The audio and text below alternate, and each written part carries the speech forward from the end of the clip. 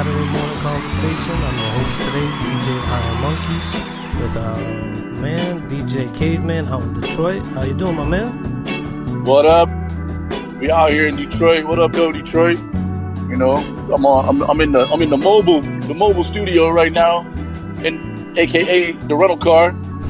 You know, big ups to Enterprise for giving the smooth price. You know what I'm saying? Label out. You know, just finished running this 5K here, Detroit Free Press. They did a 1 mile run and a 5K tomorrow, the marathon. But fuck that marathon shit. So you know, I came down, me and my cousins, and we ran this 5K. Man, it was a good experience, man. It was a good experience. I'm trying to get back into my run game. You know, those of you who've known me for a little while, y'all know what kind of runner I used to be. I'm like country back in classical, right? Yeah, indoor, outdoor, you know, high jump, triple jump, you know what I mean? Faster than a motherfucker. Never really got into this whole distance shit. You know, 3 miles is a long way when you don't run, you know. Really? But, you know, I ran through the finish line. You know, I didn't run as fast as I wanted to run. But, you know, we made it. I'm not dead. You know, I didn't even sweat as much, which means I'm feeling like I'm in better shape. You know, my legs didn't hurt. You know, my feet didn't hurt. Body didn't hurt. I'm sure it will once I cool off, you know. Old man problems. Shit. So wait, the 5K that you did, was it for a particular charity or cause? Like, nah, man. Deal? Just running it for me, basically. You know, trying to get back on my run thing. We are going to be starting up a run club, though. Call it 223 running performance. So I'm running on behalf of that right now, but we're gonna raise some money in the long term. But first, just trying to get myself in shape. You know what I mean? You can't start a run club if you ain't running. You dig? Yeah, true indeed. But my cousin Les, man, she been trying to get me to run a marathon for about 3 years, and I'm basically like, nah, fuck that. So, but I was like, yo, I'll run a 5K. Let's start with the 5K. You can't just go from like not running to a marathon. Like that's not how it works. Yeah. You know, it's dangerous. It's dangerous for all parts of your body when you try to just go run 26 miles. I don't care how good a shape you in. Yeah, you know that's like going to Old Country Buffet and just thinking that you could go to Coney Island and eat with the big dogs for 4th of July. Nah, yeah, right. Like going to the Nathan's hot dog contest. Yeah, you don't even eat hot dogs. That's basically what it would be like. You don't eat hot dogs, but you're going to go try to hold your own with Joey Chestnut. Yeah, and, no. But you thought you was big time because you had 3 plates at the Old Country Buffet. Oh, yeah. Oh, shit, that's not my exit. Man, I'm out here driving. Almost we took the wrong exit and shit. Yeah, man. Yeah, but you're doing what's that? Wireless driving, right? Yeah, man, I'm hands-free, you know, not hands-free, it might be my hands are on the wheel, but I'm not holding my phone like a jerk, nor am I doing, 40 miles an hour in a high-speed lane. Also, like some motherfuckers, if you're going to talk on the phone, get the fuck over so that the people not talking on their phone can just drive past you, you know? I'm not saying use your phone, because that's dangerous, you know what I'm saying? All I'm saying is, if you're going to use your phone, be hands-free. Get the fuck out the way of the motherfuckers that's not using their phone. You know, use your phone while you drive responsibly. Exactly. You know? Be responsible. And that's the reason why I was making sure when you said that you was in the rental car and that you was driving, I wanted to make it sure that people knew that you was out there being safe as well and being responsible. Oh yeah. I mean, I'm not sure. I'm not gonna say that I'm driving, the safest speeds right now. I don't really. But I think I'm doing the speed limit. Michigan don't really have a lot of speed limit signs. You just get in your car and drive. Oh yeah. Well, it's a different. I think state. it's like it's a big state. I think it's like 70 though. So I'm all right. All right. I'm doing like 80. So I'm good. Yeah. So with the 5K that you just did, this was kind of a big week just overall. I know you wanted to touch base on some topics like out in the headlines recently, how homegirl well, I shouldn't say homegirl, just in general, how white people just been calling the cops on black people for the most regular day things. Like, one dude got the cops called on him for babysitting some white kids. Yeah. And I mean, it's definitely on some bullshit too, you know. Is it like I'm not even gonna say that it's just white people. I mean, so far that's all it is. But we'll say suburbanites. I'll use that term. Okay. Y'all motherfuckers gotta stop. Y'all motherfuckers gotta stop calling the cops on people for minding their own fucking business, man. Like, I'm taking issue with the amount of suburban people calling the cops on regulation black folks. Like, these motherfuckers ain't out here pitching crack and none of that shit. It's always like, oh shit, my phone's about to die. Oh yeah. My favorite one was homegirl that called the cops on the little girl selling water outside the house. While she was actually inside selling weed online. Right. Yeah, like, so you're indoors selling weed online, but then you're calling the cops on a child selling water outdoors. Like, how backwards and bizarro is that bullshit? On a hot day, because she didn't have a motherfucking permit. Meanwhile, you selling weed online. Yeah. Dumb motherfucker. Like, first of all, that's the dumbest shit in life. You're gonna sell weed online, you stupid bitch. Is it bad to sell it online, or is it bad to buy it online? No, I think it's worse to sell it online, because, like, you know how the eye in the sky, you can't even talk about some shit. Like, I guarantee you, if weed was legal, and we talking about weed right now on the podcast, and I'm on my phone, and I go to Google to look up, like, the new Nike shoes, it's gonna come up weed sales, you know? Oh, yeah. Because the fucking eye in the sky always watching, man. Oh, yeah. And, for tobacco use only items would start to pop up? Yeah, right. You know, I'm gonna get my Amazon today is gonna be looking like full of like tobacco products this afternoon. Cause and like backflowing incense holders. Right. Like, you know, like when did I ever need patchouli oil? Really and truly. You know, it's just becoming. And I'm not saying that, you know, suburban folks haven't been calling the cops on black folks since the dawn of time. But what I will say is that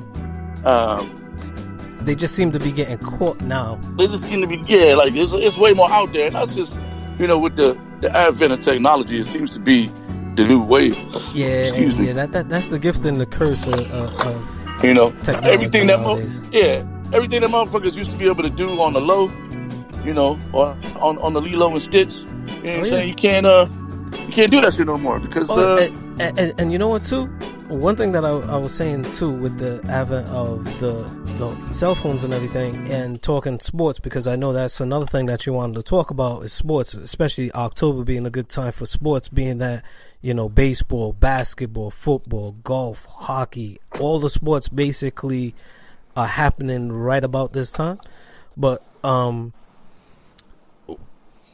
one thing with it is damn, I really lost my whole train of thought with it. Well, you know, it is hell week out. It's hate week in Detroit right now, because today is the Michigan State game.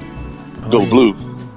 And it's wild out here right now, man. Folks is really hard about their teams. You see all the maize and blue, and I don't even know what color Michigan State, green and white. Nobody gives a fuck about that shit. But, you know what I'm saying? You can already tell. It's not like a Kelly green or a countryside it's green?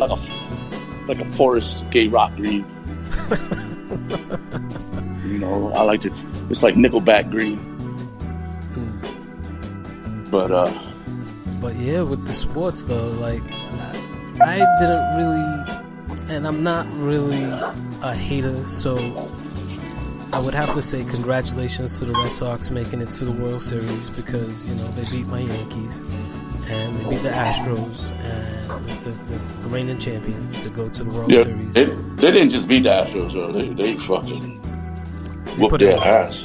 Yeah, they put in work, and, you know, I got to give credit where credit is due, and I'm not going to hate on them today, because either way, they're not going to catch up to my Yankees 27, and we're just going to leave it at that. they were better than the Yankees this year. And it's hard to talk shit when they beat you face to face. Let's not leave it at that, though, man. Let's not leave it at that, Mr. DJ Iron Monkey. Let's talk about how every time that'd be like me as a Tigers fan. You know what I'm saying? Go Tigers! But they suck this year and they traded away their whole motherfucking team. But that's a whole different podcast. Yeah. Why is it? Well, you still got that seems to be the only argument that Yankees fans ever have. They just yell 27 rings and then they keep it moving. Like, what have you done for me lately? Like, this is sports. This is not like now legacy-wise. You can't argue it. You know what I'm saying? Like, and that's 27 true. rings is 27 rings. And people say that the time that the Yankees won all their championships, it was a totally different era, and that's the same thing I say about the Celtics. Is they won a lot of their championships during a totally different era as well. But supposedly that's not a legitimate argument for me to make. But with the Red Sox, the thing that I never really liked about them is that they never really celebrated the African American players as much as they celebrated other players, because like somebody like Oil Can Boyd didn't get as much love as he should have, because he was the equivalent of the Mets Doc Rivers, basically. Not Doc Rivers. What the fuck am I talking about? Doc Rivers. Doc Gooden. Jim Rice is a great player, but he doesn't get as much love in Red Sox lore as Fred Lynn would get love. So it's just those little things kind of rub me the wrong way. And also being a New Yorker, I can't really celebrate New England like that. I feel like they're more of a town feeling than a city feeling, and I'm more of a city guy than a town guy. But I'm not gonna hate on them, and yeah, true indeed. Like the Yankees with Steinbrenner passing and being transferred over to the new Steinbrenner family, and now that they've actually got the notion that building a good farm system is the way to go, rather than just coming up with retreads and then trying to make up all the money on the back end with merchandising. So you'll overpay for a player that is past his prime, or maybe 1 or 2 years left in the tank, and then just try to max out and sell like bobbleheads and keychains and t-shirts and stuff like that. That was kind of the Yankees' old model, but I'm glad that they're kind of cleaning up house and getting organized. But I like the way that the future's setting up going forward. But I don't like the fact that, now a Red Sox fan, they're a little bit emboldened to say that the NY is standing for next year for us Yankee fans. So I'm going to let them have their moment. And to be fair, though, the Yankees fans been giving it to Red Sox fans, dog. Oh, well, giving it. Like hard body giving it to them for the longest time. And taking all the Red Sox, like, prime players, Wade Boggs in his prime, Roger Clemens in his steroid prime.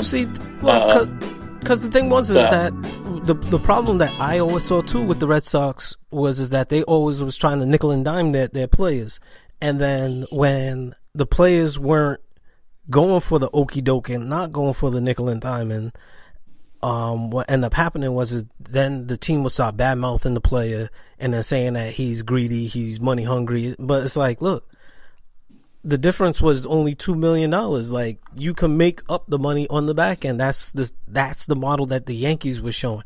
The other thing too that I want to say about the Yankees that don't really get enough credit is people wanted to say that the Yankees were always trying to buy a championship and that they were always overpaying on the lottery, the luxury tax. True, but the Dodgers have always been up top there as well as the Red Sox. But the thing is that I always say that with the Yankees paying into the luxury tax, they help keep other teams like the Royals and even the Astros afloat when their teams were real shithound teams.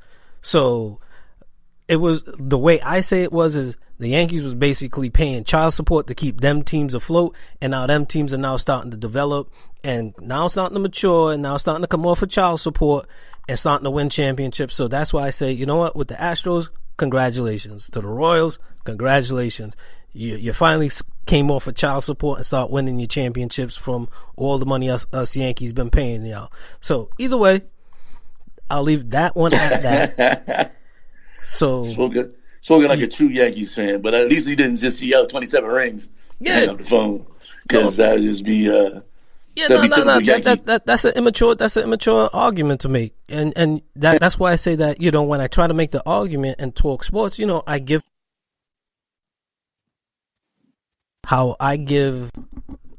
Bobby Bonilla to this day credit for the way that he worked out his contract, because this dude gets paid $1 million. Yo, he's still getting paid. Yo, Bobby Bonilla is still getting paid. He's gonna get paid for like the next 20 years. Yo, until like 2032. Yo, this dude hasn't played in 12 years and he still makes $1 million every year. Hey, but hey, that's what business savviness does for people, you know? You know, Bobby Bonilla was like, I'm going to get paid forever.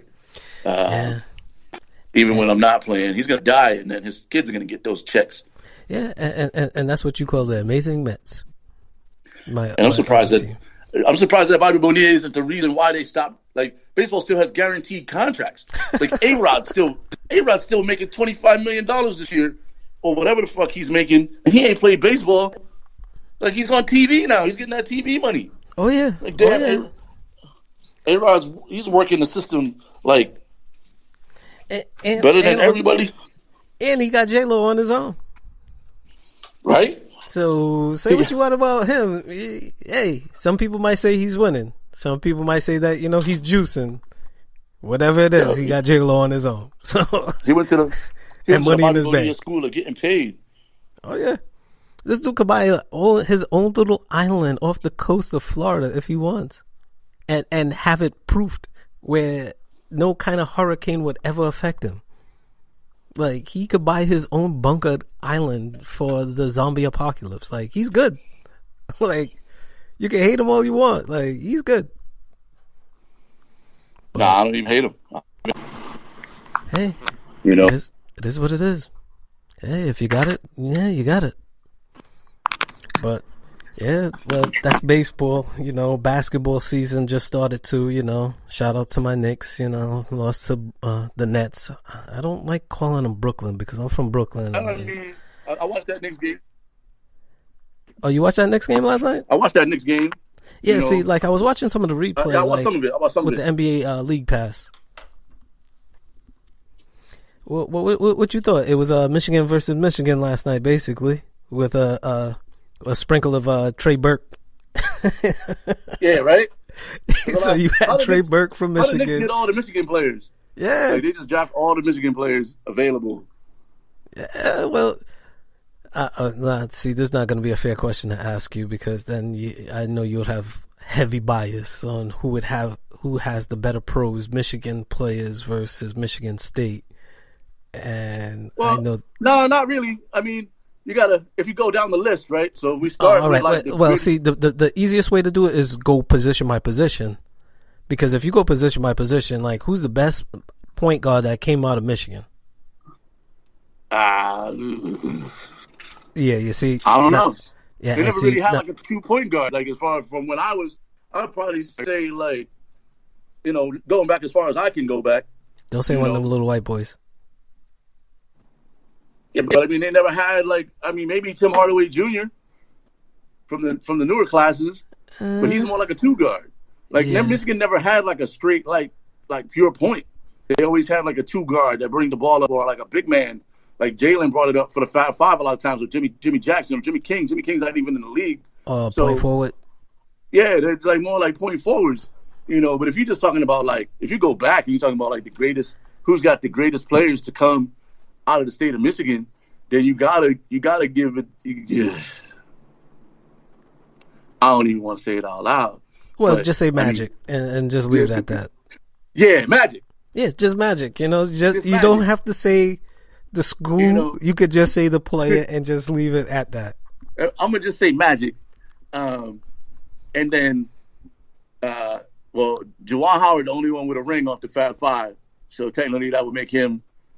Because I don't think Glenn Rice got a ring. I heard sometimes when you watch sports, you hear like real obscure and interesting facts. Like up until the other night, I never knew that Juwan Howard had an NBA record with having the most teammates in his NBA career until the other night when Vince Carter, who's still in the league for 21 years,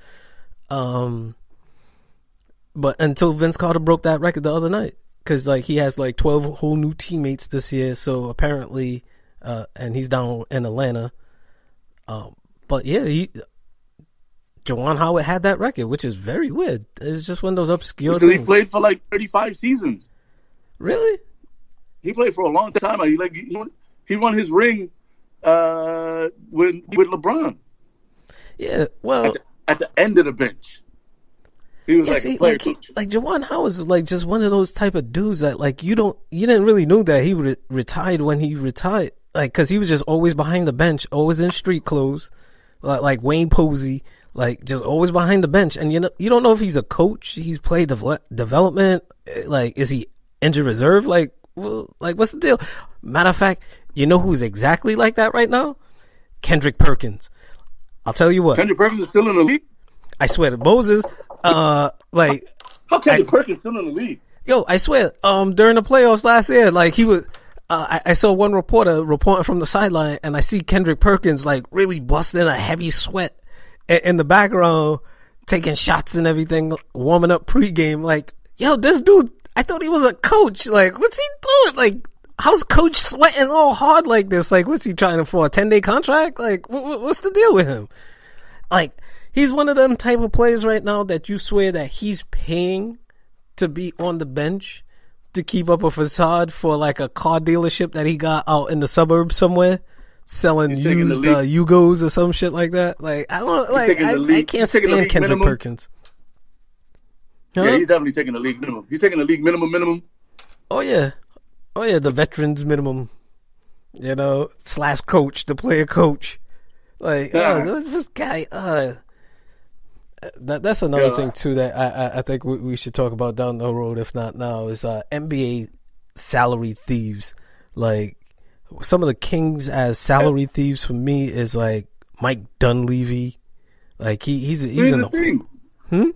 I can't call them salary kings, man. They're getting their fucking money. That's what they're doing. Like, if a team is willing to pay you the league minimum and you're willing to take that shit, and you don't get no burn, it's no different than like see this that fourth string practice squad motherfucker on the NFL team. This is where you got me wrong though. I don't mind if you're on the bench. I don't mind if you're making the league minimum, but if you're making $10 million or $13 million, not in the new NBA contract structure that they have now, in the previous structure that they had, making that kind of money. And just like you're like the ninth guy off the bench. Like, your team is losing by 40. The coach is like, look, I don't want nobody else to get hurt. I'm going to put you in. So I don't care if you get hurt because I got to justify paying you $12 million. And this is players like Chandler Parsons. He's one of them dudes that making like $12-13 million a year. And I don't think he's played. You know who else is up there? So that's way. It doesn't seem like I'm only going to name white players. Luol Deng, right? He's another one. Jakeem Noah for my Knicks, who just finally decided to cut him and waive him. He was a one of those kind of dudes for the past couple of seasons that been making big money. But you can't blame those dudes, man. Like, the teams need those guys, right? They need the guys to swing towels and slap hands and high five motherfuckers. So wait, you know. So it's like, yo, at one time those guys were good enough to get that big money contract, and then they got overplayed by like other dudes. Like, the ninth dude on an NBA bench is still way better. So wait, the first dude on the college bench for the most part. Like, they still getting that money, or they'd be in the big three or some shit. You know what I mean? But overseas. in the Jordan era, you're telling me, right? Now, if Jordan makes, and I don't know, I don't have the numbers in front of me, but let's just say for conversation's sake, in the Jordan era, in the 90s era, right? If he was making $15 million a year, he's making top dollar, right? So the next tier underneath that would probably be about, say, like $10 million a year or $12 million a year. That would go to somebody like a Patrick Ewing, right? Now, then there's that other tier, which is like, all right, you're not Patrick Ewing, but say like you're a Charles Oakley, right? You might make $6 to $8 million. But this is where somebody like a Mike Dunleavy who would make $9 million, who is high in that category, who's like just about in the Patrick Ewing money range, right? And he's a Mike Dunleavy. He's a Troy Murphy. He's your boy, Austin Crochet. Like, you should not be making just basically low end Patrick Ewing money because you had one or two good games. Now, fast forward and inflate the dollar figures. Like, Jakeem Noah, like, I shouldn't be paying him that type of money to be basically a Cliff Livingston or a Stacey King. Like, not even Tony Kukoc. I'm paying him as if he is like, he performs like, I don't even want to say BJ Armstrong because he was actually pretty good and he's a good NBA agent. So I'm not going to remember that a lot of these dudes are really good at a specific point, which is why they're getting that money. You know, it's like the third string QB. You know what I mean? They don't do shit. Their uniform never gets dirty. All they do is hold a clipboard, but they make it a league minimum. Or if they was signing like a rookie, like a ill rookie deal, or they say like a dude like what the fuck is his name? Matt Flynn, or like Matt any Castle. other third string, like Kitna. Motherfucker who's like, but Kitna. Leaks need those guys. Like, he's a bum, but he's still gonna get that money because he's still better than all the rest of the bums. Like, the best bums got to get paid too. Yeah, and but I can't call it money stealing, man. I can't. But Kitna. And the teams are still paying for these dudes. It's like, yo, you gonna fuck with a dirty prostitute, you gonna catch something. Yeah, basically. But you need. That's what happened last year with Miami and Kurt. What's his name? Cutler. You know, Jay Cutler is a perfect example. I mean, he's a bum. You know, they pulled that dude off the streets for a year, used him for what they needed to use him for, and now he's back to holding clipboards if he's even in the league. No, I think he might be like trying to seeing like if he has like another job with a network because he came from the booth. Like Jay Cutler was working with like CBS calling games, and then Miami called him and he was like, you know what? I'm going in. And now he's trying to go back. I don't know if he's back in.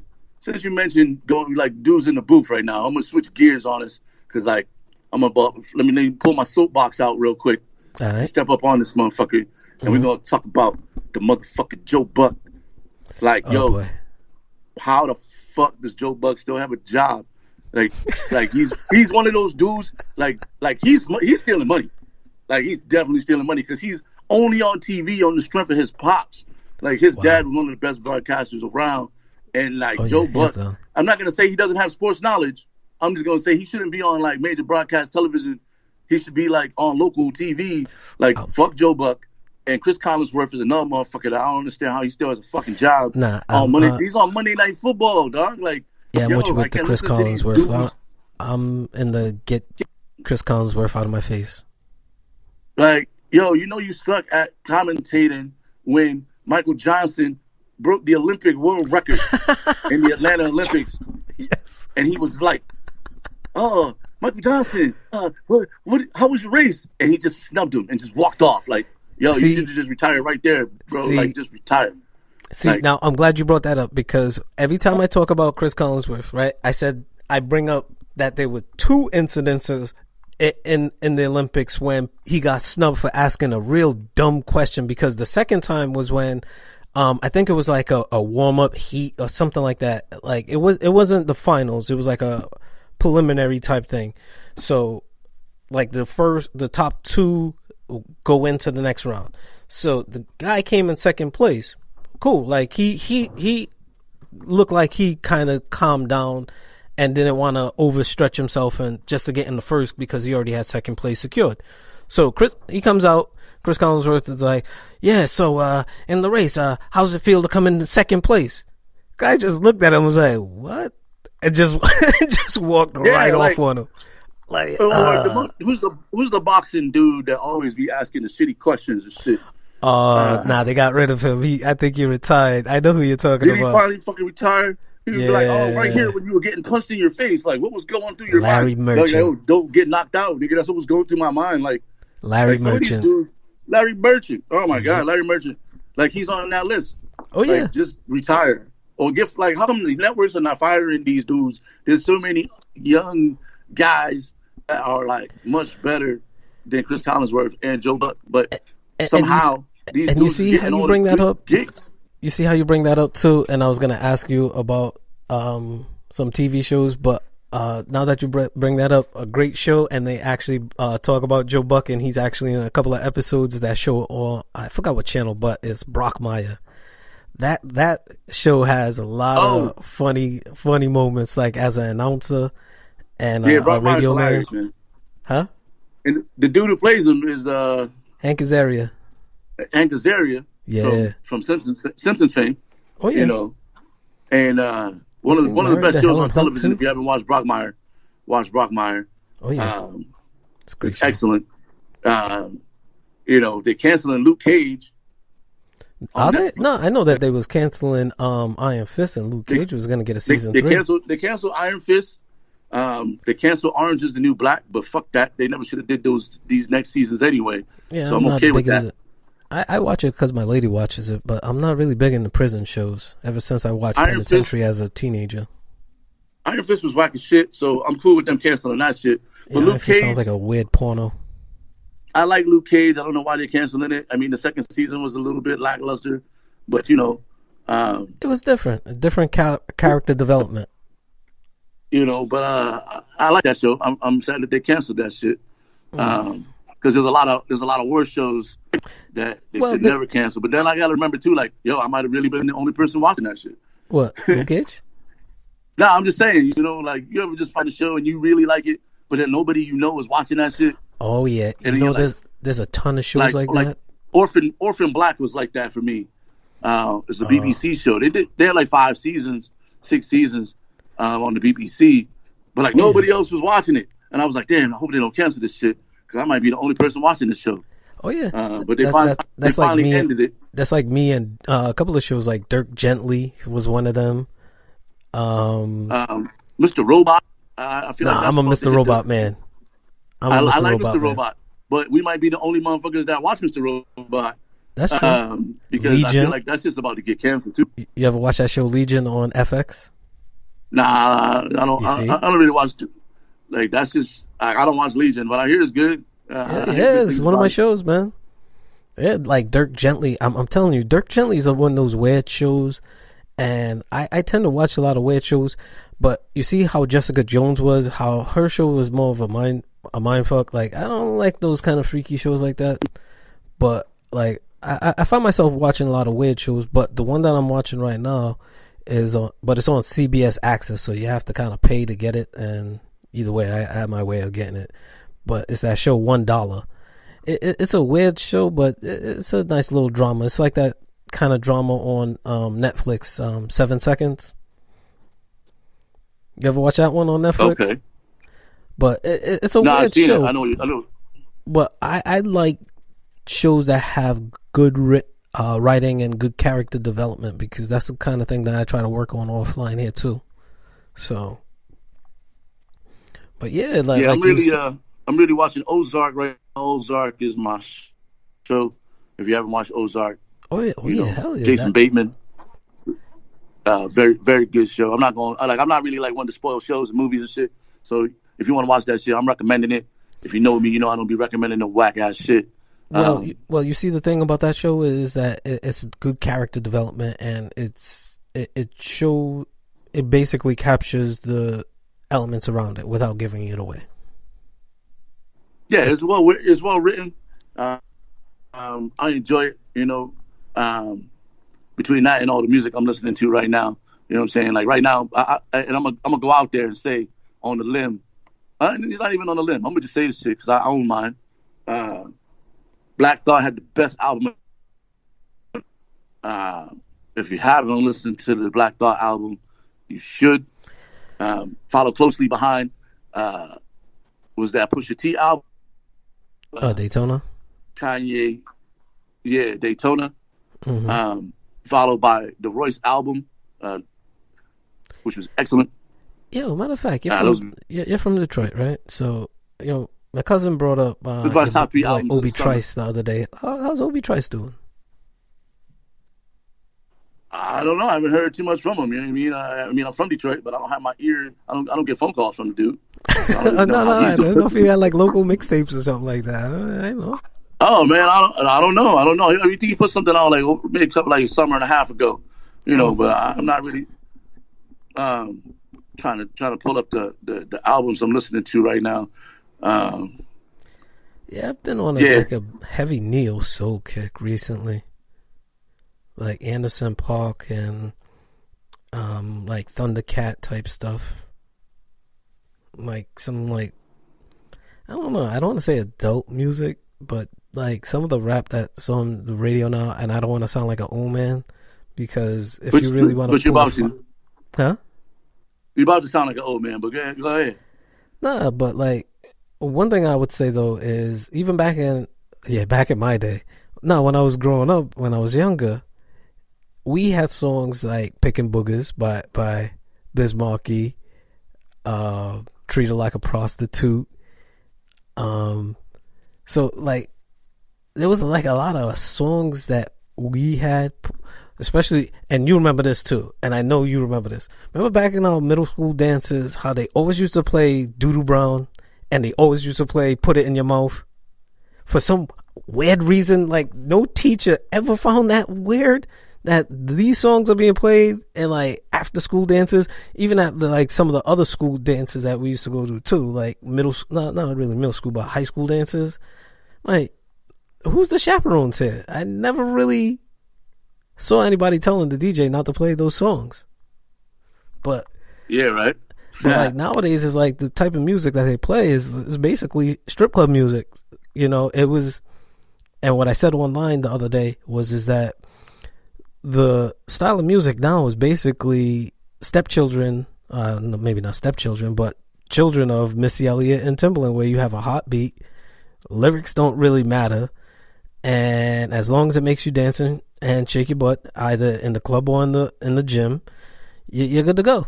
You don't really have to say anything of substance. You just have a hot beat and just something to ride along with the beat.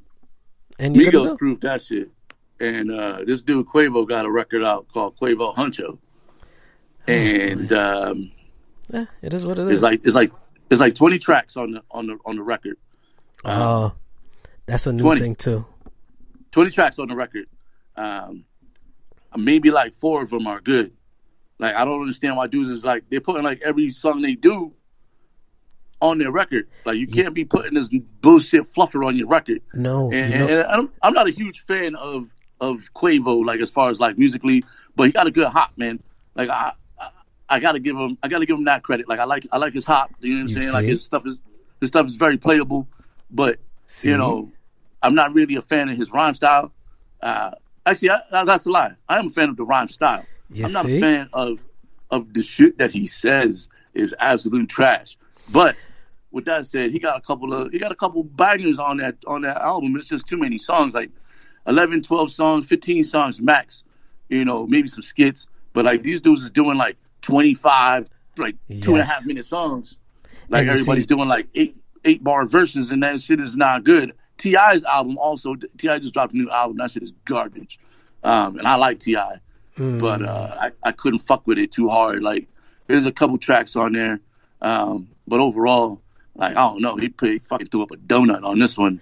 Well, like, I go back to the lab. Well, and, now. And work that shit out, bro.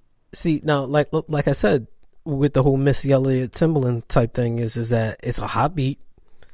Lyrics don't really say nothing, but you could, bob your head in either in the club, the car, or in the gym, when you're working out, and you're good to go. That's all you basically need. I don't even know if that's a good analogy though, because Missy had words, like Missy had lyrics. Missy did not have lyrics. Let's Aaliyah break down that whole. Aaliyah had lyrics, but you gotta remember that Timbaland was producing for Jodeci. So you can't tell me that Jodeci didn't have no lyrics. Well, no. Well, see, look, Aaliyah had lyrics. Well, look, when I say Timbaland and Missy, that I'm more so talking about rap and hip hop. Well, rapping. I shouldn't call it hip hop.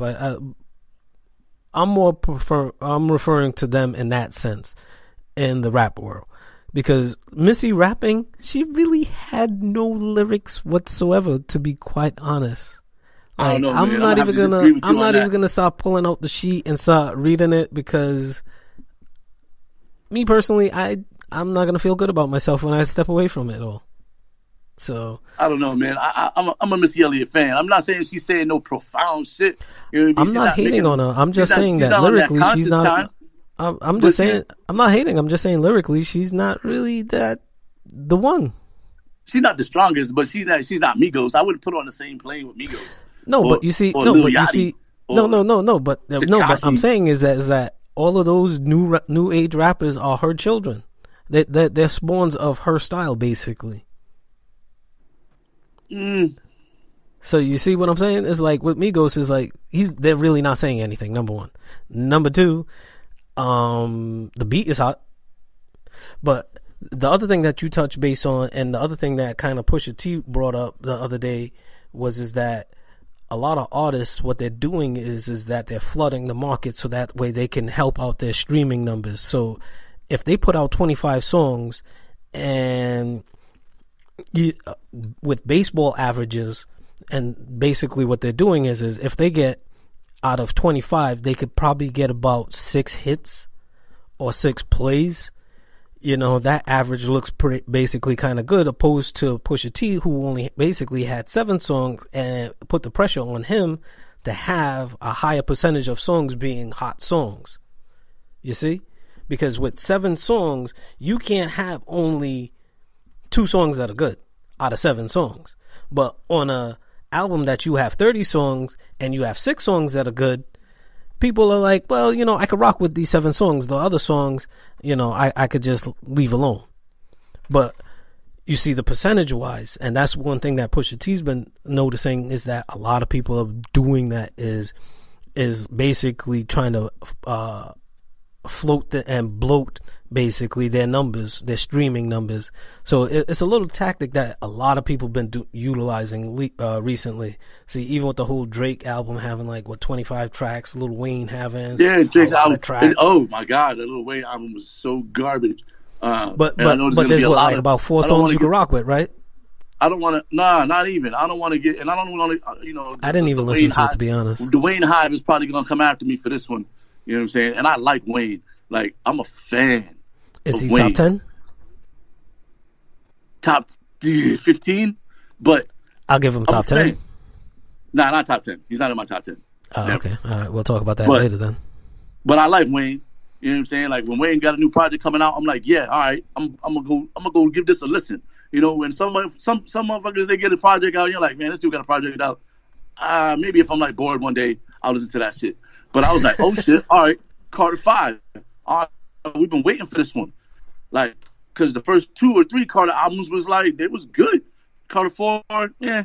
Carter 5, okay, let's see where this dude been. And be like how I feel is how I feel like I'm gonna feel if Drake ever drops the Detox. It's like, yo, I waited all this time for this shit. It got to be like, what's an analogy that I could use that like hammer it home? It's like when you meet a chick for the first time and y'all like you've been dating for a minute, but she ain't been giving up the buns, and then she finally give up the buns. Wait. Oh, wait. Yeah, when you anticipate it, when you're looking forward to it. Yeah, you're like, yo, I'm finally gonna get this shit. I've been waiting to I'm gonna blow this shit out. Mm-hmm. And then her pussy stick and it's mad hairy and cottage cheese. And you're like, God damn, your shit look like roast beef. I can't believe I waited this long for this. And then, but you're like, fuck it, I'm gonna do it anyway. And then she just lay there. Yeah. She just lays there and it's like fucking a log, and you're like, woo, what the fuck? Like, but she's a dime. And you're like, this is some whack shit. You don't even want to tell your boys that you smashed it, because then you have to also tell them that the shit was whack. And you're like, I'm gonna not tell anybody about this shit. Yeah. Ever. Like, that's what I feel when I felt when I listened to Lil Wayne. That's when you decide to take the gentleman route. Was the gentleman route. Like, you smash and then just leave. Just smash and not tell nobody. you throw your ninja smoke and you're out, and then poof. that's it. Like basically, it never happened. Fuck. And then you just try to erase it from your mind, but then everybody's talking about how dope she is, and you're like, fuck. Yeah, see them in the supermarket, get that supermarket conversation. Yo, you see that? Yo, yeah, about that. Yeah, you're like, she ain't all that. And they're like, what? Motherfucker, look at her. And you're like, you don't know. Yo, if I had a chance, yo, this is what I'll do, yo. Yeah? Good luck with that. Yeah, right? Yeah. Like, that's how I feel about this Lil Wayne album. Like, people are like, yo, this Wayne album is a classic. And I'm like, all right, bro. Like, you're a fan. You know what, too? Yeah, that's like how I catch guff all the time about how in my top 5 favorite rappers or best rappers in my eyes, which is objectively, but I don't have Tupac. I don't really like Tupac that much, and I get cursed out so much. Yo, the Tupac hype was coming after you for that one, dog. Yeah, and I'm cool with it. My thing is that I'm the type of person, I can have a stance and I can evolve, and I can be swayed, but like the whole bullying type tactic, it's not going to really work. Like, you can have an honest conversation, and then we could talk, and then we can logically probably come to a thing. But another thing too is kind of like with Lauryn Hill, like how based off of one album, maybe 2, because she had the Unplugged, but based off that and live performances of late, I think the shine has come off. Yeah, Lauryn's not what she used to be, man. Well, like, wait, hold on. My bad. It's Ms. Lauryn Hill, and I have to show her that respect. I saw Lauryn Hill live back when her album came out, and that shit is classic. It's a classic. But since she had her classic album, she's done absolutely nothing. I feel it's her, Erykah Badu, maybe had like 2 albums. It was it. Like, no, Erica's had tons and tons and tons of music. It maybe they don't get radio play as much because maybe she don't pay for it as much. But radio music has changed. Will allow you to like live. Like Vanilla Ice is still around off of one song. Like, music will allow you to like live and like get that glory for as long as you. But Erykah does can, a lot. Like, keep yourself relevant. See, somebody like. Go ahead. No. I was gonna say though that Erykah Badu, she's done a lot compared to Lauryn Hill, who only basically has compared to Lauryn Hill, 1.5 albums. I mean, like, if you do like one good album, that shit is like dope, and then you do another album, and that shit is like dope, and then like your next like 12 projects is garbage. Like, then you just got a pretty trash catalog, as far as I'm concerned. No, like DMX, DMX dropped three dope albums, right? But he like in like 6 months, and then after that, trash. Well, okay. Now, in that particular case, then, if you want to talk about it like that, then it's like Biggie. Then Biggie really and truly only has 2 albums. Now, the thing that I say about Biggie is yes, he's from Brooklyn. Yes, he's one of my favorite rappers of all time. No, I'm never gonna badmouth Biggie. And the whole Biggie Tupac thing, that's basically, in a sense, why I'm not a Tupac fan, and I don't even give him a chance. Like, if I give him a chance and actually listen to his music, devoid of the whole thinking that it's a diss against Biggie, maybe I can, move Tupac into my top 10 somewhere, or, try to move it around like that. But all that aside, like, with Biggie, he didn't have a chance to be around long enough to be whack and have whack material be held against him where he ranks in his top 10. You see? Kind of like with Lauryn Hill, everybody, based on where they rank her, is basing that ranking off of one album. She didn't really come out with anything else to be even put into the consideration or under the scrutiny of potentially being whack. You see? So, and this is where I get guff, because I like Snoop. Snoop has been around long enough to have a good catalog of whack music that can be held against him and be presented to me when saying this is why he shouldn't be in your top 10 or even in your top 5. LL Cool J is another person like that that has a catalog that people can say, look, this is whack material. This is why he shouldn't be put into that category. So longevity can work for you and it could work against you. So it's like, where's the sweet spot then? So it was Pac in your top 10?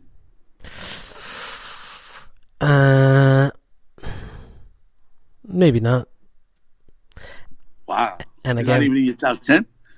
So well, what's your criteria? Watch. I don't even have an Eminem in my top 10, and that's a whole nother thing in itself. And I know you're from the D, and this is probably brand news to you. I'm not really an Eminem fan. Don't really think that's breaking news, but that's just the way I feel. Like, he's good, and because I'm not a fan doesn't mean that I'm going to diss him.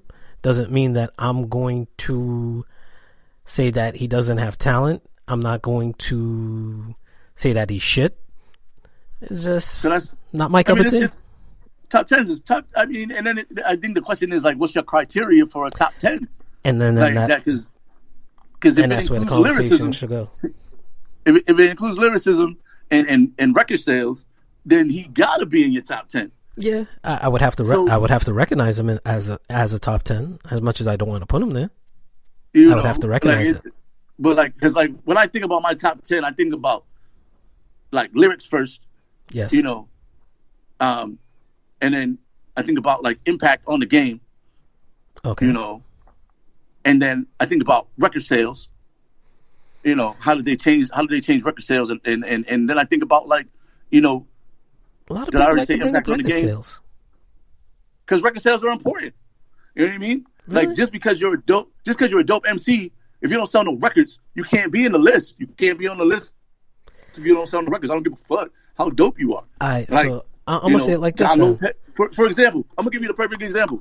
John Lopez, Hannibal Lecter, big homie, known to do forever. Easily, hands down, one of the best lyricists that I know, that I've heard ever. But the nigga ain't got no records. He ain't got no record sales. Yeah. So he can't be in the top 10. Yeah. And he'll probably eat.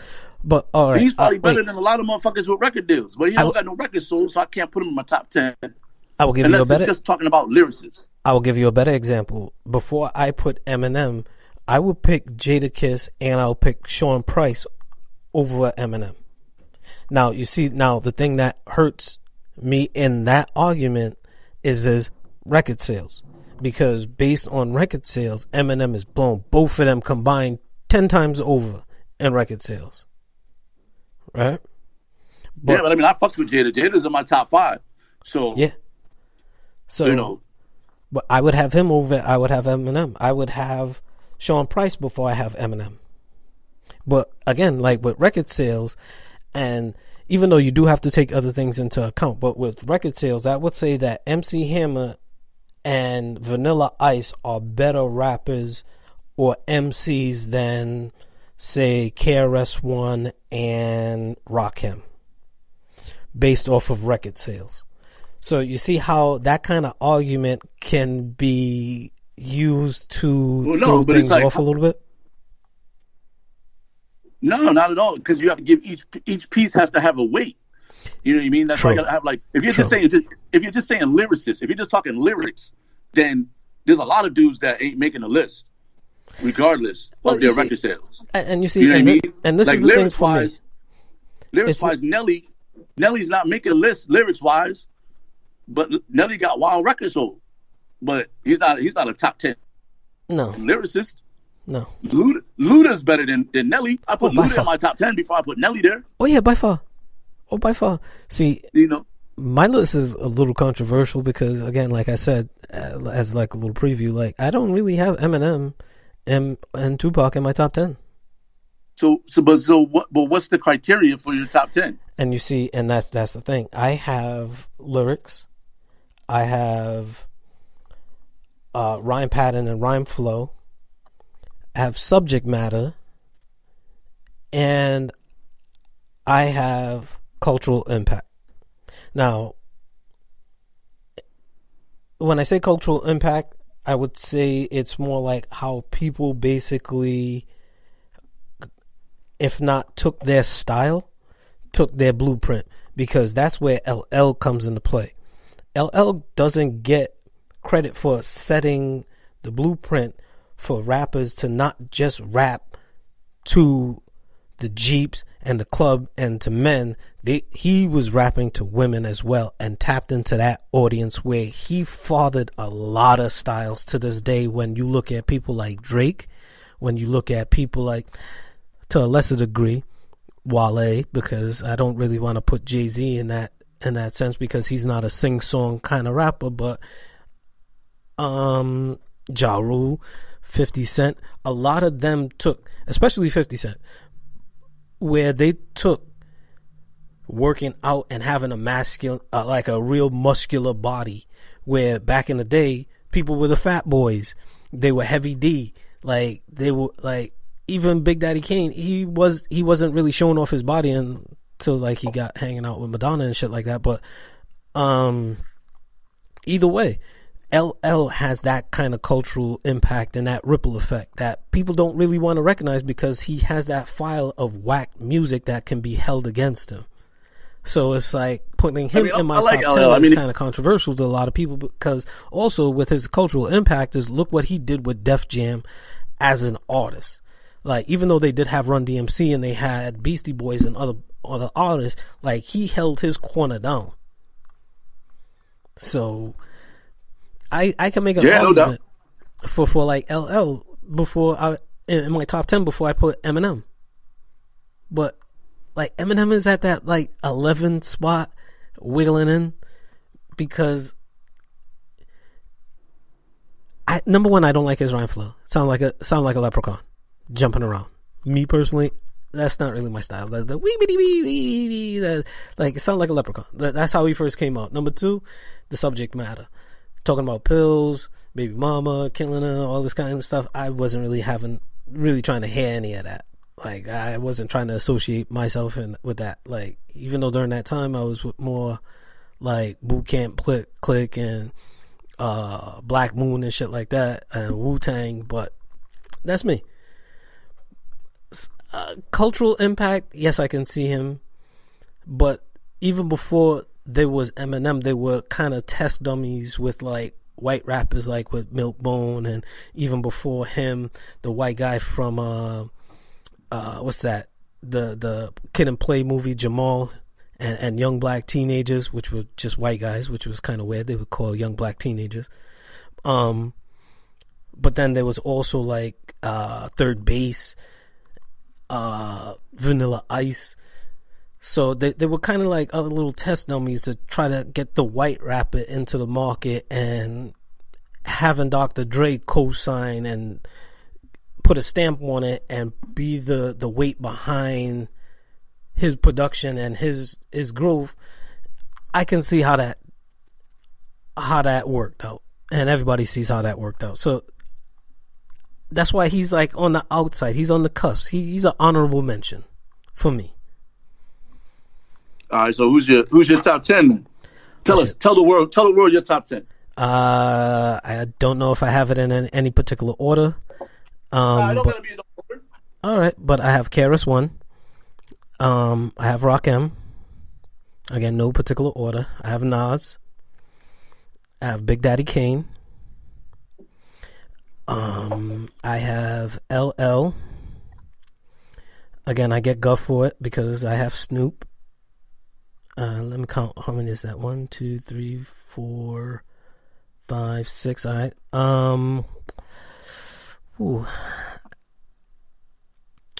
I got Big. Well, I already said Big Daddy Kane. I have Biggie.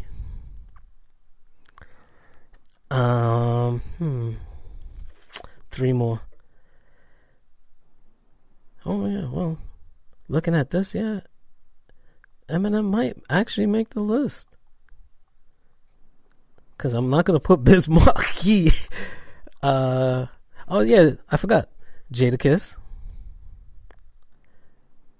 All right, 2 more. Who else did I say? Oh yeah, Sean Price. And one more. Yeah, looking at it again, Eminem might have to make this list. I hope you're thinking about your list because I'm gonna have to hold you to it. No, I'm thinking about my list right now. Don't you worry. I was just trying to buy myself a little bit of time while I got this last name. People gonna tell me I gotta put Jay-Z. So it's either Jay-Z, Eminem.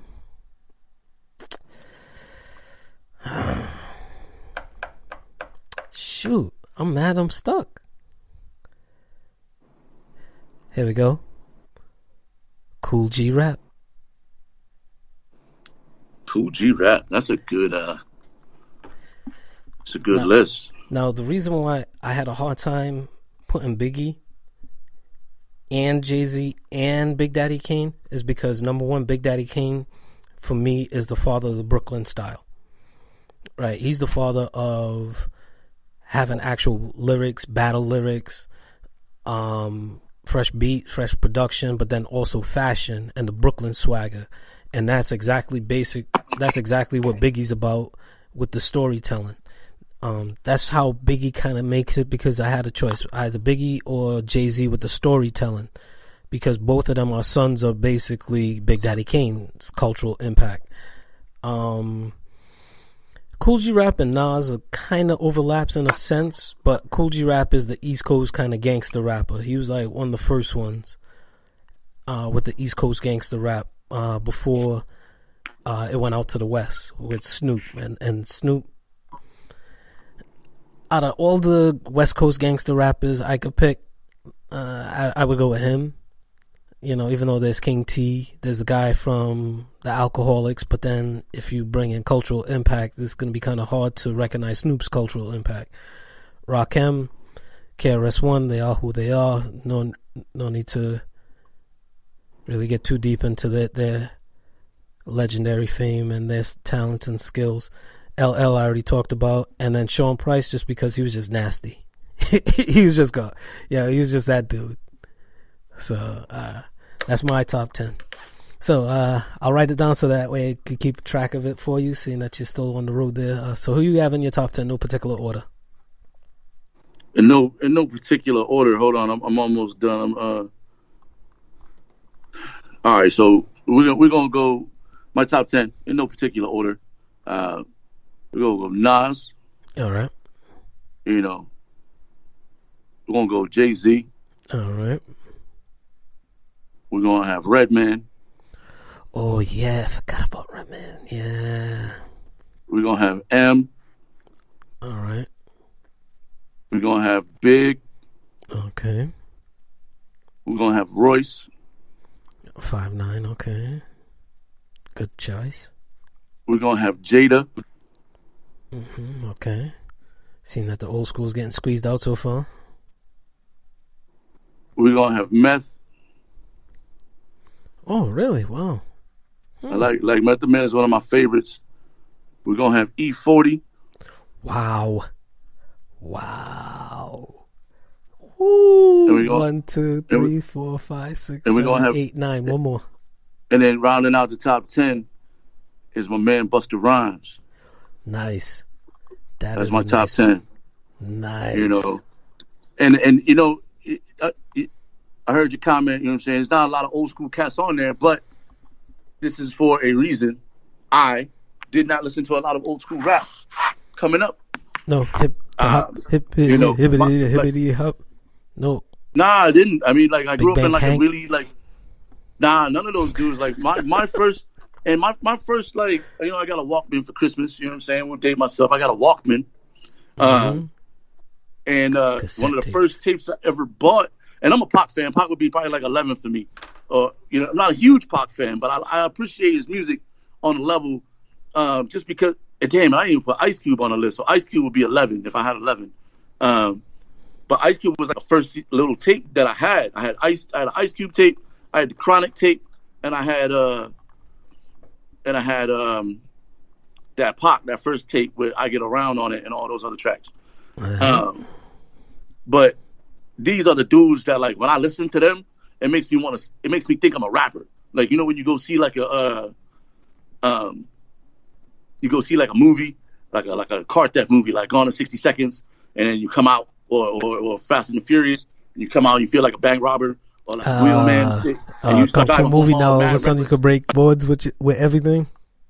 Yeah, right. So like when I listen to these dudes, like I feel like, you know, I could be a rapper. Plus, I've seen almost all of them live, and like for me, like their live show got to be just as good as their records to me, or I can't. Like they don't make the list, you know. And so like Nas and Jay-Z, like I probably bang them the hardest. E40 is my dude. Like that hyphy sound, like I probably should have been a San Fran kid. You know what I mean? Wow. And so then E40 was like Spice One and all of them. Yeah, man. E40 over Short, over all those West Coast dudes. Like I like E40 is the dude that like he got a new album out with MC8. Well, it's not new. It's like a little older, but that shit fucking smacks. Like before, like as a producer, like of hip hop music, I listen to like lyrics and beats first. Like when I'm listening to music, it gotta move me in a way before I even like get to the lyrics, or I'm not even listening to the song. And like 40, like his beats is always on like extra super duper point.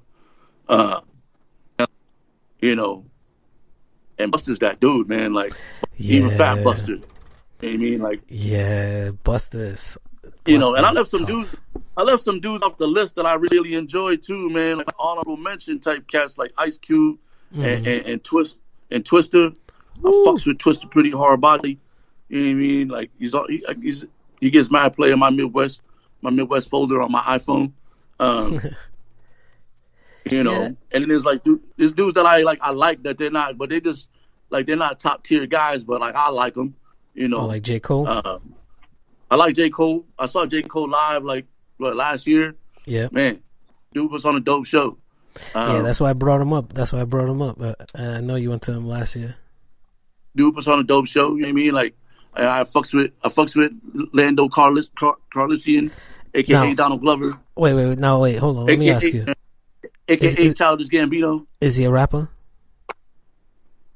Or is he a performer? He's a performer, but he got some skills, man. I can't knock his skills. I think he's more of a singer than a rapper. Yeah, because there's some singers that rap like, and there's some rappers that sing like Queen Latifah. You know, but I fucks with Childish Gambino. You know, and he's a young good actor writer. Like he got a couple tools, so you know, versatility wise, he's definitely going to be on that. Like he's going to be on that good money train for a long time. Yeah, like me personally, like even though I don't listen to Migos and all of them, I still listen to a little bit of new age hip hop, and like the dude that I fucks with heavy is West Side Guns. Like me personally, that's who I listen to, but it's not like gonna be the highbrow cultural answer to give. But yeah, no, like he's one of the artists that I listen to. Before him, it was Tri Ave, but. Right now, my favorite new rapper out right now is Dave East. I fucks with Dave East heavy. Oh yeah. Even though a lot of his songs pretty much sound the same, I like. True. His, yeah, that's the problem sound. I have too. You know, I wish he could like expand his content a little bit, but dude is doing his thing. Oh yeah. Action Bronson is my dude though. Even though he sounds Action like Bronson sounds too much heavy. like Ghostface to me. No, I can't. He does, but you see now because I listen to both of them and I'm a fan of both of them, I can hear the difference because even with Ghostface and Sheik Luch, they kind of sound alike too to me, but I can tell based on subject matter because Action Bronson would rhyme about certain things. Ghostface would have the same kind of voice, but he would just go a little bit in a different direction. Same thing with Sheik Luch, but they all kind of sound alike to me. But that's why when you look at the list too, that's why I have Jada up there because Jada just has his own sound. Like the dude is nice. Yeah, you know, like a couple of people that I left off the list here is like I had Jay Electronica off the list because he's just a big tease. Like he has good music. I like his subject matter. He's a mature rapper that just talks about things that I could relate to more than what's going on with what strip good club are you music. if you don't ever drop a record though? Yeah, that too. That's very hard. But then there's a bunch of other people that like I really like Ghostface. He's up there. He's one of my favorites of all time. I like Ghost. I fucks with Ghost. But people always give me grief because I pick Ghost over Ray in Ghost versus Ray. Nah, that's why would people argue with you about that? Yeah, it's just personal choice. Like Ghost to me is better than Raekwon. Yeah, that's the way I look at it too. But Raekwon's nice. And see, this is the problem that some people have is just because I'm not a fan of somebody or I pick somebody over another person doesn't mean that I have to shit on the other person or the other person's just straight trash. Like I'm a Knicks fan. Like I'm not a Celtic fan, but the Celtics have a good team this year. Like it's hard for me to talk shit about a team that's much better than my team, to be honest. Like, nah, fuck that. I talk all the wild trash. I'm a talker of trash. Like if I don't like it is not even like I get it. You know what I mean? And we live in Patriots Nation, so we always get oh, you're a hater. No. I'm not a hater. I just like my team. Like I like my team, and I don't I don't have to like your team. Yeah. So I don't have to root for your team just because I live in New England. Like fuck you. And you recognize that football's been around before 1992, 1994, something like that. Fucking Patriots fans and Red Sox fans, that your team was trash for mad long. Oh yeah. And I appreciate the fans that are fans. Oh yeah. Like they're real fans. They've been fans since the team was whack. Like if you wasn't a Patriots fan, if you're my age and you wasn't a Patriots fan during the Drew Bledsoe years. Nah, yeah, before they changed the logo. Yeah, like if you wasn't a Patriots fan when they had the Patriot dude, nah. Like you don't get to talk to me about being a hater. Like if you don't got no old memorabilia, like if you can't go back and name guys from like the 1996 team, like we can't talk about like me being a hater. Like fuck you. Growing up though, like I always thought that old Patriot logo was kind of fruity. That's me personally. I just thought it was kind of fruity. Just the dude all like bend over, all grinning like that. Like why are you grinning? That's your team. That's who you root for. Some teams don't even got logos, so I mean, I don't really get on the logo like that. Yeah, but that's the flag that they were cheering behind. Like that's what they were getting behind. So either way, like that's probably why he was smiling because people was getting behind that. But it is what it is. I'll leave it right there. I mean, my thing with it is like, yo, you be a fan of your team. I'm gonna be a fan of my team. Oh yeah. If I don't think like, and I get flack on this level. Oh, D, who you think's gonna win the game today? I don't know. Who they playing? Oh, they're playing Jacksonville. Oh, okay. What's the spread? 3 or 7. And you're like, all right, shit. Well, I'll take Jacksonville to cover 7. Like, and then like, oh, you're a fucking hater. No, not really. I'm trying to win money. Yeah, you see, no, that's logic. I respect what the Patriots have done for the league and as players, and Tom Brady and all these guys that they got. They're talented. I can't fade their talent. But that doesn't mean I have to root for them or pick them just because I live in Rhode Island. Like, yeah, exactly. I'm a Lions fan. I root for my Lions when they went 0-16. I root for my Lions when they had Barry Sanders. I root for my Lions when they had Herman Moore. Like, they never had a good quarterback before Matthew Stafford. And he's, second tier, second tier. He's not in the top 5, but he's definitely a top 10 QB. And he's probably closer to like 8, 9, and 10. But, I rep my team. And if people pick against my team, which they do generally, I don't call them haters. I just go, that's your opinion. Yeah. People gave me mad flack. They laughed in my face when the Lions. They were like, "Oh, you think the Lions gonna beat the Patriots?" Yeah, that's tough. Yeah, I do, because I'm a fan of my team. I'm not gonna choose even against the spread was just too many, and like the Lions lose a lot, but they don't get blown out. So I took the points, and motherfuckers was like, "Yo, what's wrong with you?" I was like, first of all, that's my squad. Not really gonna bet against them. But also, like, I don't have to root for your team. Like Red Sox fans, I don't have to root for your team. I like a lot of the guys on your team. Some of them came from my team. Y'all got our front office, and you guys are like East Coast Tigers right now. So I could root for y'all. It's cool. But it's funny how that works out because I say the same thing about the Patriots. Like the Patriots weren't doing nothing until they got some Giants, some people from the Giant organization into their organization because starting with Parcells, then trickling down to Belichick, even to people like Pepper Johnson at a time being like some linebacker coach. Like things didn't change around until they got a giant into their organization. But like I like to say, I'll leave it at that, you know. But yeah, like New England, like they're whole new on the scene with everything right now, and now they're just like they're the big dogs on the block, and they're just pumping up their chest, swearing at like I said earlier, football just started in 1990 something. When they changed the logo and changed quarterbacks, and now all of a sudden that's when football history started. Like, come on, man, care. I don't even care. Pump your team. Go pump your team hard, but don't call me a hater because I'm not pumping your team. Yeah, like fuck out of here. Like I don't have to like the Bruins.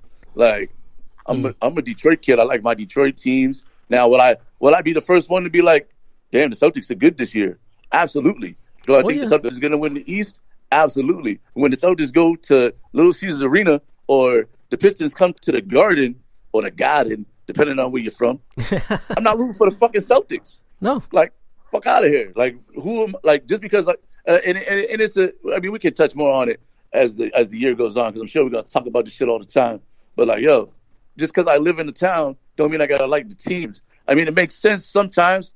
But, I mean, fuck y'all. Like, I don't have to like your team. Like, now, will I be that dude who's not, like, I'm not going to call them whack all the time because obviously the Patriots are far from whack. They got a gang of Super Bowls in the last couple of years. They're definitely a dynasty. You know, you give the credit where the credit is due. But that don't mean I'm ever going to be a Patriots fan, you know. But I'm not hating on your team when I pick against them. I just don't think they're going to win this particular game. I took the points in the Kansas City game. You know, I was like, well, rookie QB, Patriots probably going to do pretty good, but none of these teams got great defenses. What's the spread? 3? Yeah, it'll probably come down to like a field goal or some shit at the end. I'll take the points. Oh, you're a hater. Nah, not really. I just don't think the Patriots can stop the run.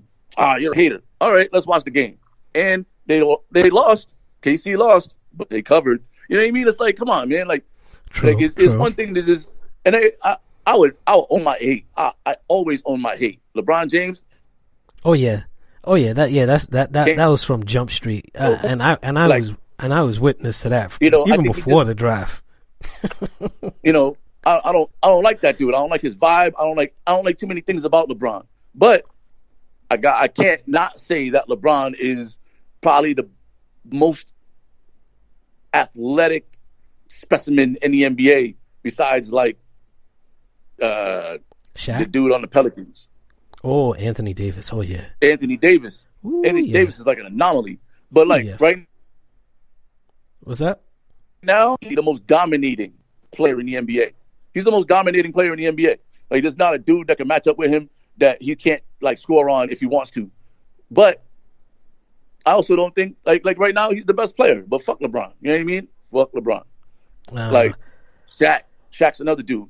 Couldn't stand Shaq. My hate for Shaq wasn't about like his gameplay. My hate for Shaq was that he never tried to get better.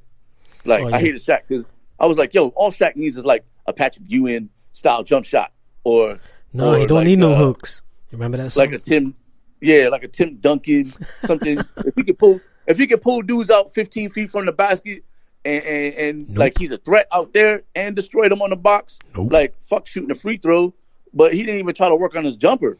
Like, but with his free throws, he hit them when they count. You know, yeah, he's clutch. Shaq is clutch. You can't say that Shaq wasn't clutch.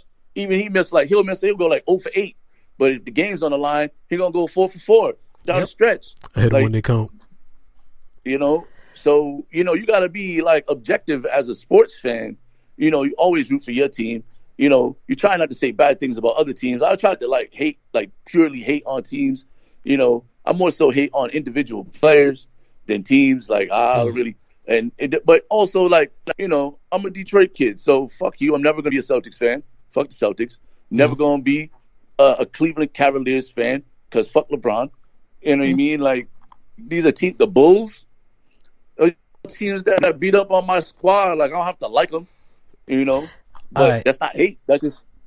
So, wait, now that you said about your squad and seeing that we should start wrapping up because we're about, like, 120 into the time right now. Let's go on record for each sport.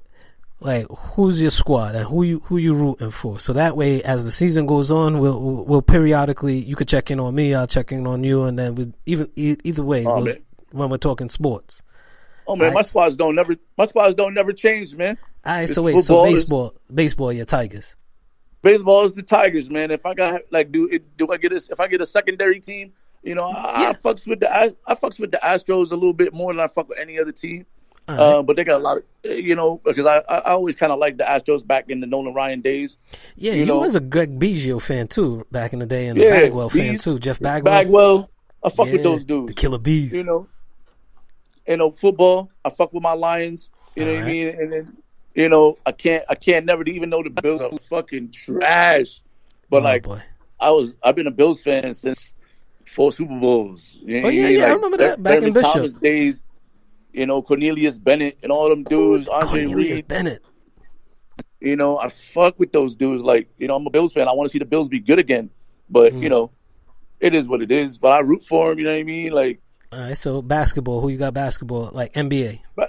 Basketball, NBA, man. It's always going to be the Pistons. All right, Pistons. You have a secondary team? I really don't have a secondary team. I don't watch a lot of basketball, man. Like, I like Kobe. You know what I mean? Back in the day, and I like there's other teams. There's teams that I like their nucleus. Like I like what Philly's doing. I like what the Celtics are doing. The Celtics are going to be nasty this year. Oh yeah. I think that Golden State is still relatively unstoppable when they want to play.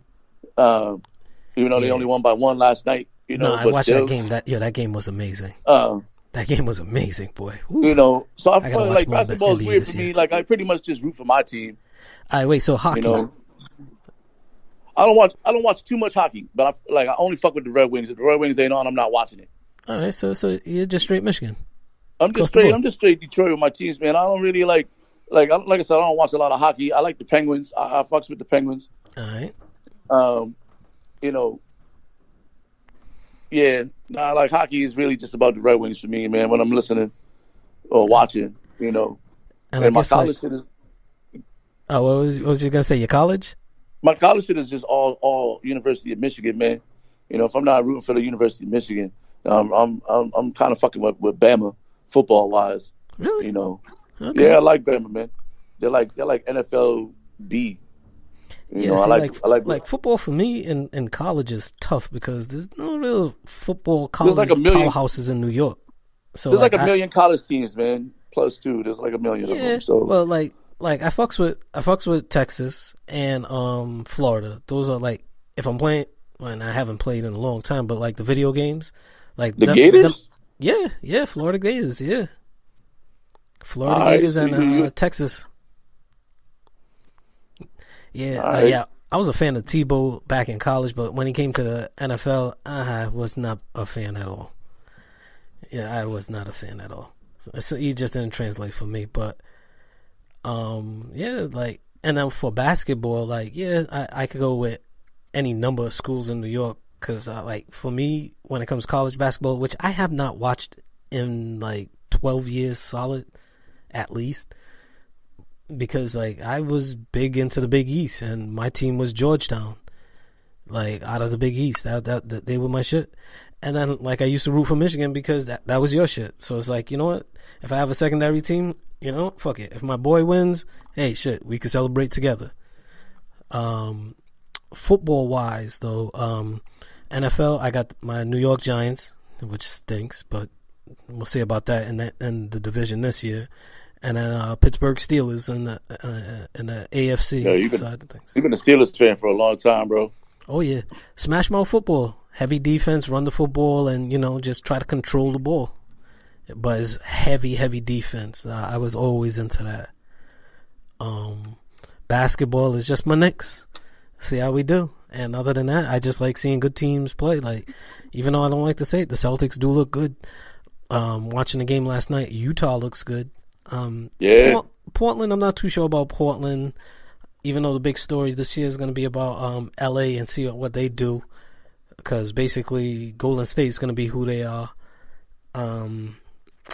So yeah, there's a lot of little stories going on in the NBA this year, but I don't really have a secondary team. If I was to pick one, I would probably say the Lakers, because back in the day when I now started watching sports, it was the Lakers versus the Celtics, and I couldn't see myself rooting for the Celtics, so I went for the other team, and the other team just so happened to be the Lakers.